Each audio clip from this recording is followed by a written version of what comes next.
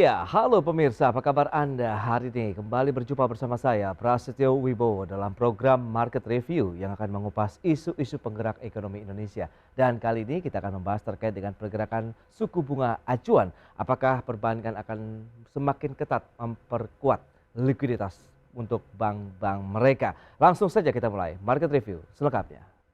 Ya, Bank Indonesia memprediksikan pengetatan kebijakan moneter Bank Sentral Dunia akan berlangsung lebih lama. Hal ini disebabkan Bank Sentral masih membutuhkan waktu untuk transmisi dalam menurunkan laju inflasi global.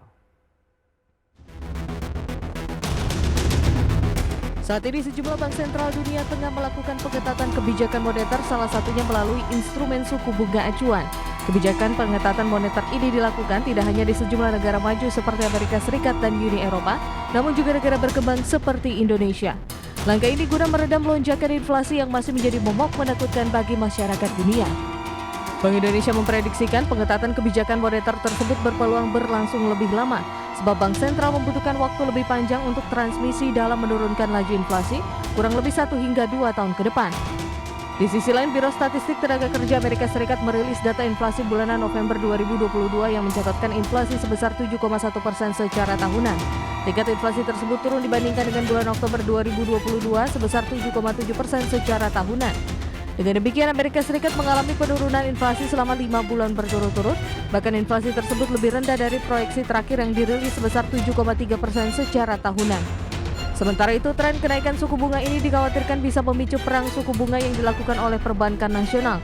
Sebab saat tren kenaikan suku bunga terjadi dan berlangsung dalam rentang waktu yang lama, maka bank akan saling meningkatkan likuiditas. Jakarta, Tim Liputan IDX Channel.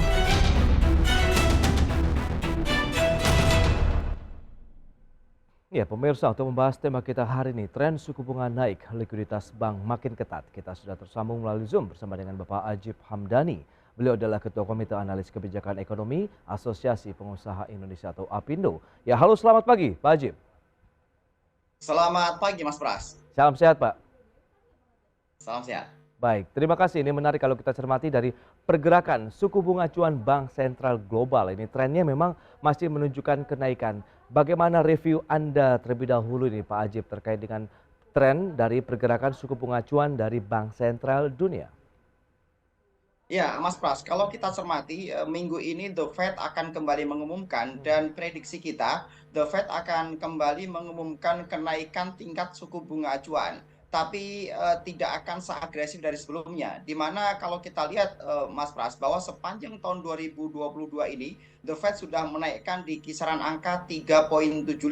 Sebuah angka yang cukup luar biasa selama post pandemi ini. Dan efek dari kenaikan tingkat suku bunga acuan The Fed ini adalah untuk pengendalian inflasi, utamanya di situ. Dan kalau kita memang lihat, Mas Pras, bagaimana inflasi secara signifikan turun dari awal tahun 2022 ini sampai di bulan November terakhir kemarin. Oke. Tapi pola yang kemudian kebijakan dibuat oleh The Fed ini membuat repot dari terutama di emerging country seperti halnya Indonesia, Mas Pras. Karena Oke. kalau Indonesia juga kemudian mengikuti kebijakan The Fed dengan terus menaikkan suku bunga acuan di dalam negeri, misalnya dalam konteks ini BI mengeluarkan kebijakan moneternya juga kembali terus naik, maka kita akan sulit bersaing dengan Amerika dalam konteks karena akan terjadi crowding out ketika kita tidak menaikkan tingkat suku bunga acuan. Tapi sisi lain, Mas Pras, untuk emerging country seperti Indonesia, ketika BI juga terus mengikuti pergerakan kebijakan The Fed, maka risiko yang ada di Indonesia adalah pertumbuhan ekonomi, Mas Pras, karena pertumbuhan ekonomi Indonesia sangat dipengaruhi oleh daya beli masyarakat. Dan daya beli masyarakat secara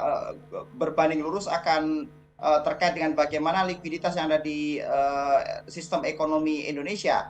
Ketika Bank Indonesia menaikkan suku bunga acuan untuk mengikuti kebijakan The Fed, maka otomatis likuiditas akan berkurang di masyarakat. Maka risikonya daya beli menurun dan yang terkorbankan nanti adalah di pertumbuhan ekonominya, Mas Pras. Jadi sekali lagi kalau kita lihat bagaimana kebijakan global yang terus menaikkan suku bunga acuan, maka itu memberikan sentimen yang kurang positif secara umum untuk ekonomi di Indonesia. Nah, kita akan tunggu bagaimana kebijakan The Fed bulan Desember ini. Perkiraan kita The Fed masih akan menaikkan, Mas Pras. Dan mungkin di bulan Desember, Januari ini adalah puncak tertinggi kebijakan The Fed untuk membuat suku bunga acuan. Demikian Mas Pras. Ya, Bank Indonesia juga memprediksikan bahwa pengetatan dari kebijakan moneter Bank Sentral Global ini berpotensi masih berlanjut begitu, mengingat ini masih butuh waktu kalau bicara mengenai transmisi dalam pengendalian inflasi global. Dan apakah inflasi ini lagi-lagi masih menjadi momok yang menakutkan ini bagi Bank Sentral dunia saat ini? Ya, prediksi kita bagaimana ekonomi global di tahun 2023 ini masih menghadapi dalam konteks ini misalnya ada dua hal yang utama, hantu resesinya itu sendiri. Kemudian Oke. yang kedua adalah bagaimana kondisi global yang kurang baik-baik saja. Kondisi ini yang kemudian membuat tekanan lagi terhadap demand yang ada, Mas Pras. Karena kalau kita lihat begini, inflasi itu bisa terjadi karena dua hal. Pertama, inflasi yang terjadi karena permintaannya yang naik, itu yang namanya demand pull inflation. Yang kedua adalah inflasi yang naik karena HPP-nya atau harga pokok produksinya yang naik atau cost push inflation. Repotnya adalah inflasi yang terjadi dalam konteks global dan juga di Indonesia itu terjadi karena faktor yang kedua tadi. Karena biaya yang naik. Kalau kita lihat adanya perang Rusia dan Ukraina misalnya meningkatkan harga dan membuat fluktuasi harga minyak yang begitu luar biasa misalnya. Kondisi-kondisi seperti ini yang membuat harga pokok produksi atau COGS atas barang dan jasa itu naik, terkerek Iya, naik. Inilah kemudian memberikan sentimen terhadap inflasi itu, Mas Pras. oke. Artinya, ketika kemudian Bank Sentral ataupun BI hanya mengandalkan tingkat kenaikan suku bunga acuan untuk mengendalikan inflasi, maka risikonya ada di pertumbuhan ekonomi, Mas Pras. Karena demand kita tidak pernah naik, tapi Oke. inflasi itu terjadi ya karena likuiditasnya berkurang, penurunan berkurang, dan lain-lain. Nah, ini yang kemudian perlu dicermati dan dimitigasi dengan baik oleh pemerintah, Mas Pras. Jangan sampai Baik. tahun 2023 nanti inflasi itu bisa naik lebih tinggi daripada pertumbuhan ekonomi. Kalau sampai itu yang terjadi, maka risikonya adalah penurunan tingkat kesejahteraan masyarakat secara luas, Mas Pras. Oke, tapi kalau kita cermati dalam 5 bulan terakhir nih, tren dari laju inflasi di Amerika Serikat begitu yang Anda khawatirkan tadi juga kan cenderung turun. Berarti peluang dari pengetatan dari kebijakan moneter Bank Sentral Amerika atau The Fed ini kemungkinan juga akan berkurang kah atau bagaimana? Ya, itu yang makanya kemudian membuat Hmm, optimisme dunia usaha, Mas Pras, bahwa Desember ini kalaupun The Fed akan kembali menaikkan suku bunga acuan, itu tidak akan seagresif yang sebelumnya. Dan harapan kita hmm, ya maksimal di angka 50 basis poin lah. Sehingga oke. sekarang maksimal hanya di 4,25 sampai maksimal 4,5 untuk suku bunga acuannya, Mas Pras. Oke, dan tadi Anda katakan memang risiko dari ancaman krisis begitu. Beberapa waktu ini kan juga muncul istilah stagflasi, kemudian juga ada reflasi dan terbaru juga Bank Indonesia menyebutkan ada resflasi begitu. Resesi dengan risiko inflasi yang tinggi. Bisa Anda jabarkan lebih jauh ini Pak Ajib? Begini Mas Pras, kalau kita lihat potensi stagflasi, Hmm, potensi itu ada. Bagaimana pertumbuhan ekonomi di tahun 2023 akan cenderung stagnan. Sebenarnya begini Mas Pras, kalau oke. teman-teman dunia usaha melihat dengan sebuah kacamata optimisme bahwa pertumbuhan ekonomi di tahun 2023 nanti itu cenderung akan melandai, iya. Cenderung Oke. tidak akan seagresif tahun 2022 ini. Di mana kita lihat tahun 2022, kuartal ketiga kemarin terakhir bahkan sampai dengan 5,72%. Dan secara pro rate kita sudah di atas 5,4%. Artinya di tahun 2022 akhir nanti secara agregat sangat mungkin tumbuh itu di angka 5,3% atau lebih sedikit. Nah, kondisi ini akan sulit kembali berulang di tahun 2023, Mas Pras, bahwa Oke. pertumbuhan ekonomi akan cenderung di bawah 5,3%. Tapi kalau resesi kita lihat tidak ada atau kemungkinan sangat kecil menuju ke sana. Karena kalau kita lihat Mas Pras, Hmm, bagaimana produk domestik bruto Indonesia itu lebih dari 50% bertumpu pada kemampuan daya beli masyarakat atau consumption. betul. Konsumsi rumah tangga inilah yang menopang. Ya. Sehingga ketika daya beli masyarakat terus tertopang dengan baik, maka sebenarnya pertumbuhan ekonomi kita di angka minimal 3% itu sudah aman Mas Pras sebenarnya. Tinggal Hmm, bagaimana kemudian kalaupun ada gangguan dan gejolak dalam konteks selisih ekspor impor misalnya karena kondisi dunia yang tidak menentu, maka itu tidak akan memberikan kontribusi yang signifikan terhadap PDB kita. Sehingga kemudian bagaimana pemerintah harus aware dengan potensi yang kedua, misalnya dalam konteks investasi misalnya. Karena investasi tahun 2023 dengan target lebih dari 1.400 triliun adalah sebuah angka yang cukup menantang di sela-sela kita yang memasuki tahun politik. Karena investor akan cenderung melihat ketika terjadi stabilitas politik baru mereka akan masuk.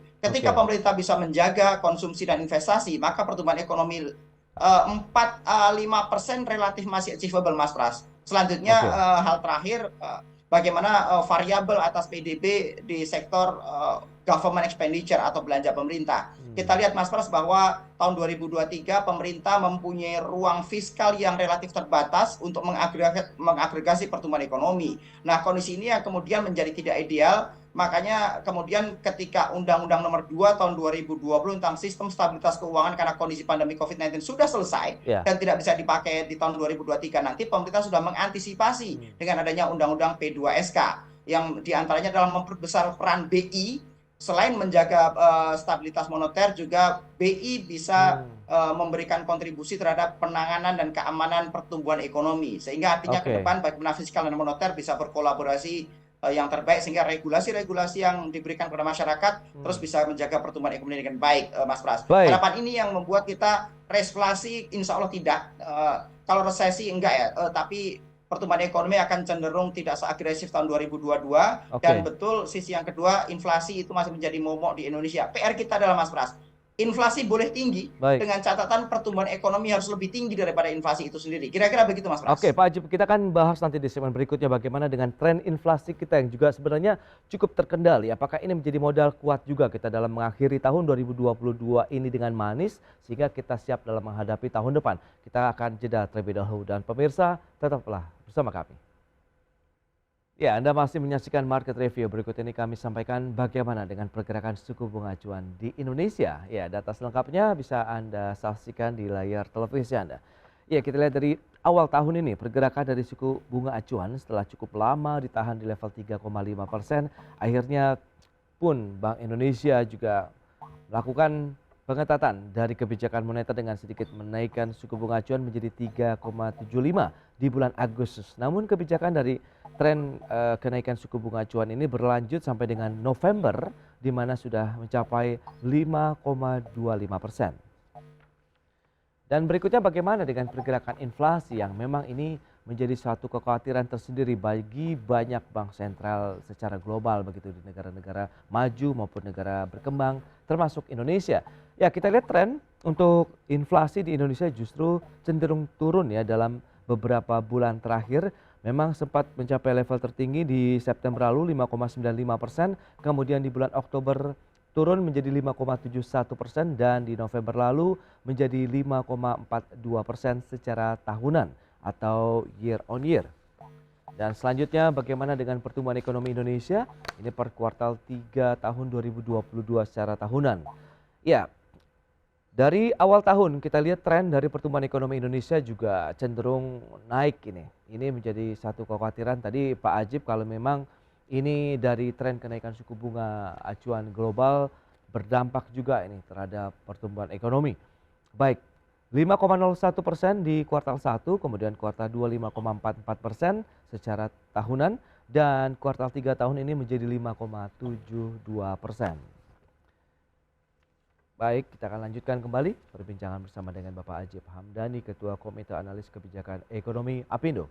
Baik, ya Pak Ajib, kita akan lanjutkan kembali Pak Ajib. Kalau kita bicara dengan beberapa data tadi yang sudah disampaikan, tren kenaikan suku bunga acuan Bank Indonesia, Bank Sentral kita juga tidak jauh berbeda begitu, masih sama dengan kebijakan Bank Sentral dunia begitu. Anda melihat bagaimana di satu sisi laju inflasi kita semakin terkendali? Ya, kita relatif maklumi, Mas Pras, bagaimana kebijakan Bank Indonesia itu begitu agresif menaikkan suku bunga acuan. Bahkan kalau kita lihat 4 bulan berturut-turut, mulai dari bulan Agustus, September, Oktober, dan November. Dan perkiraan kita Bank Indonesia akan kembali membuat penyesuaian suku bunga acuan di bulan Desember ini.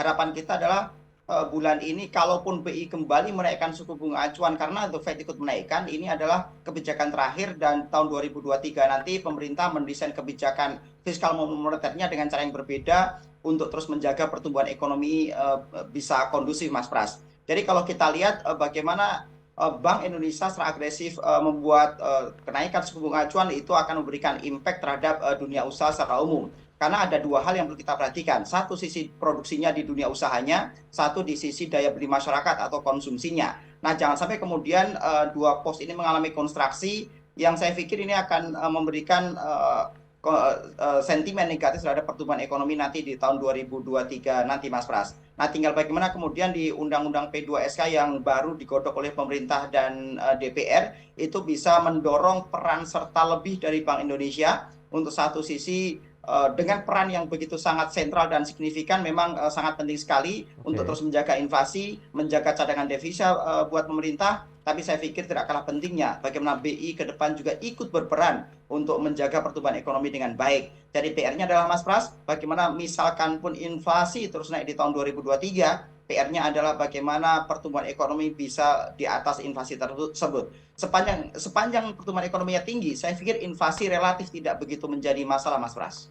Oke, tapi kalau kita lihat tren laju inflasi juga cenderung turun begitu dalam 3 bulan terakhir. Apakah ini menjadi satu modal kuat juga? Apakah nanti pengetatan yang sudah dilakukan untuk kebijakan moneter Bank Indonesia juga sudah mulai ada? Ini yang kita sambut dengan baik, Mas Pras. Di mana kita lihat sejak bulan September sampai dengan November, tren inflasi kita turun dari 5,9 menjadi 5,42%. Ya. Ini sebuah angka yang positif. Di mana kita lihat di kuartal ketiga kemarin, ketika pada bulan September, jadi kuartal ketiga itu kan kita bulan Agustus, September, Oktober, itu pertumbuhan ekonomi kita juga tinggi, di atas 5,72%, inflasi kita juga tinggi.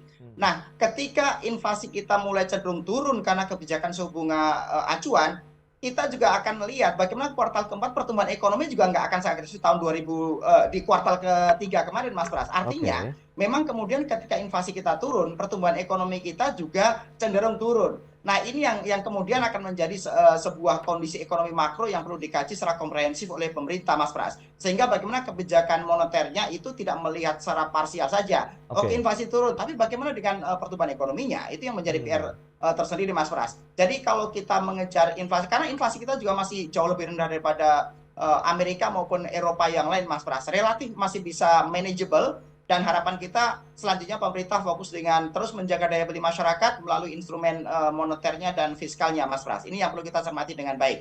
Nah itu dia, dengan pengetatan moneter dalam artian memang ini tren dari kenaikan suku bunga acuan di Indonesia ini akan berpengaruh tidak terhadap likuiditas perbankan nasional sendiri? Begini, Mas Pras, sebenarnya kita berdiskursus tentang suku bunga acuan boleh, tapi yang tidak kalah pentingnya adalah bagaimana kita sama-sama mencermati bagaimana kebijakan-kebijakan perbankan Indonesia mendelivery kreditnya kepada masyarakat. Kalau kita lihat, Mas Pras, suku bunga kredit di Indonesia itu masih double digit. Rata-rata masih di atas 10% kok. Kalau kita pinjam kredit komersil di perbankan itu bisa 10%, 14%, dan bahkan misalnya kita pinjaman tanpa jaminan kita bisa 24-36% per tahun, Mas Pras. Ini adalah paling tinggi se-Asia Tenggara, kita bisa cek. Dan kita lihat bahkan dengan suku bunga kredit yang masih double digit seperti ini pun ekonomi kita masih kuat. Artinya, Mas Pras, memang boleh pemerintah berargumen tidak bisa mengintervensi Bank Indonesia untuk membuat suku bunga acuan, betul. Karena suku bunga acuan harus dibuat independen. Melihat ekonomi global, terus kepentingan ekonomi nasional dan lain-lain. Tapi ingat, Mas Pras, bahwa pemerintah masih mempunyai bank himbara, bank-bank yang bisa menjadi trendsetter untuk membuat suku bunga acuan misalnya. Kalau misalnya kita misalnya gini, bank himbara dengan BRI-nya, dengan BNI-nya misalnya, mereka ini adalah cukup pemain-pemain besar dalam konteks perbankan di Indonesia, Mas Pras. Bank himbara ini di mana pemerintah sebagai pemegang saham mayoritas, misalnya mereka bisa membuat kebijakan. Mereka jangan hanya sekedar mencari untung. Ketika satu sisi suku bunga acuan terus naik secara signifikan, kalau bisa, misalnya suku bunga kredit ya dikurangi aja, karena bagaimanapun pemerintah sebagai pemegang saham dari bank himbara itu. Ketika bank himbara bisa memberikan kredit, misalnya kreditnya hanya 8% atau 9%. Pokoknya dibuat single digit aja deh.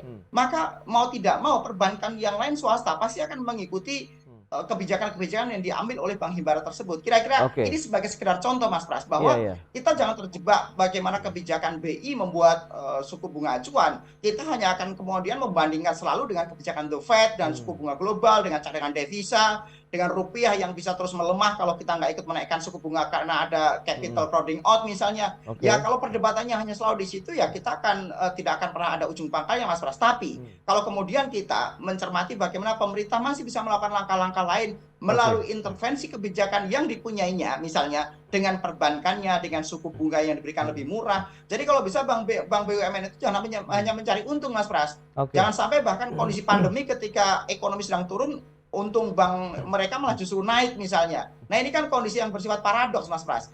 Dan saya yakin pemerintah ketika mempunyai komitmen dan kemauan itu bisa ikut memberikan kontribusi terbaik terhadap ekonomi nasional, Mas Pras. Baik, apabila memang ikut menurunkan suku bunga pinjaman begitu, apakah ini berpengaruh juga untuk peningkatan likuiditas dari perbankan tadi. Kita bahas nanti di segmen berikutnya Pak Ajib. Kita akan jeda kembali sebentar. Baik pemirsa, jangan beranjak dari tempat Anda, kami masih akan segera kembali sesaat lagi. Ya pemirsa, kita lanjutkan kembali perbincangan menarik ini bersama dengan Bapak Ajib Hamdani, Ketua Komite Analis Kebijakan Ekonomi Apindo. Ya Pak Ajib, lantas bagaimana dengan kita lihat korelasi dari kenaikan suku bunga acuan Bank Sentral begitu dengan upaya terus yang dilakukan oleh perbankan nasional dalam menjaga dan meningkatkan likuiditas mereka. Jadi begini Mas Pras, yang perlu diperhatikan adalah ujungnya nanti di daya beli masyarakat. Karena kalau kita lihat masih banyak sekali sektor-sektor usaha yang mengandalkan demand-nya atau market-nya itu dari kredit lain. Misalnya sektor properti. Karena kalau kita lihat lebih dari 80% pembeli properti, terutama yang end user, mereka membeli mengandalkan kredit. Kalau kebijakan-kebijakan moneter misalnya suku bunga acuan, suku bunga kredit, loan to value ratio segala macam masih terlalu ketat, maka akan memberikan sentimen negatif terhadap pertumbuhan properti. Padahal properti itu membawa lebih dari 100 lini bisnis yang lain. Jadi bagaimana kemudian Mas Pras, pemerintah harus fokus dengan menjaga daya beli masyarakat. Karena sebenarnya daya beli masyarakat itu tinggi. Kalau kita lihat fenomena-fenomena yang kekinian, bahkan misalnya pinjol-pinjol. Mas Pras perhatikan, pinjol-pinjol itu selalu hidup. Berarti kenapa? Marketnya ada, demand-nya ada. Yang bahkan mereka harus bayar bunga 2-4% per bulan loh. Bunganya itu sampai dengan 24% sampai 48% setahun. Itu ternyata masih ada dan berjalan Mas Pras. Bahkan yang ilegal pun terus bertumbuh. Kenapa? Kuncinya satu, demand-nya ada. Karena kalau demand-nya nggak ada, itu nggak akan terus bertumbuh. Apalagi perbankan nasional yang begitu high regulated dan memang permintaannya tinggi. Mas Pras, perbankan Indonesia itu sudah mengeluarkan lebih dari 5.000 triliun kredit uang mengalir ke masyarakat. Artinya apa? Dan kita yakin bahwa 2023 nanti akan terus bertumbuh di atas 5% pertumbuhan kreditnya. Artinya apa Mas Pras?